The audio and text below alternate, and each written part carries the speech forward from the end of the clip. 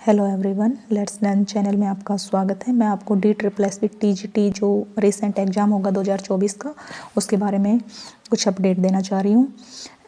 जो application start होगी उसकी डेट है 8 फरवरी से 8 मार्च तक, जो एप्लीकेशन फॉर्म सबमिट होंगे ऑनलाइन। उसके बाद आते हैं सब्जेक्ट्स पे। सब्जेक्ट्स हैं इंग्लिश, हिंदी, जनरल जो आती है वो, मैथमेटिक्स, और उसके बाद जनरल अवेयर्स जीके जिसको बोल रहे हैं, रीजनिंग, और जो हमारा पर्टिकुलर सब्जेक्ट है वो। उसके बाद आते हैं ये 20 मार्क्स के होंगे, 20 क्वेश्चन आएंगे, 1 पर्टिकुलर क्वेश्चन के लिए 1 मार्क्स।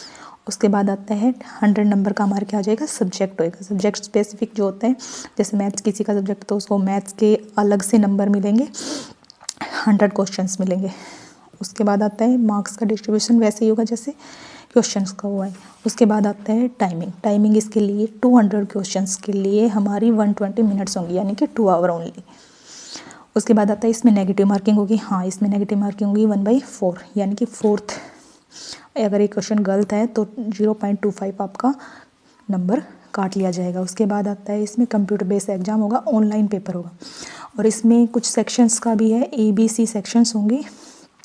अगर आपने ए सेक्शन करने के बाद में, जैसे आपने इंग्लिश को अटैम्प्ट करा, इंग्लिश को अटैम्प्ट करने के बाद ही आप हिंदी पे जाएंगे, और आप दोबारा से रिवाइंड करके उस इंग्लिश वाले क्वेश्चन मतलब सेक्शन पे नहीं जा सकते।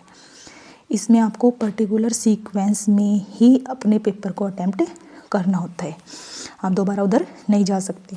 और इसमें स्पेशली आपको नेगेटिव मार्किंग का ध्यान रखना है। अगर आपको क्वेश्चन आता है तो ही क्वेश्चन को करें, अदरवाइज छोड़ दें उसको।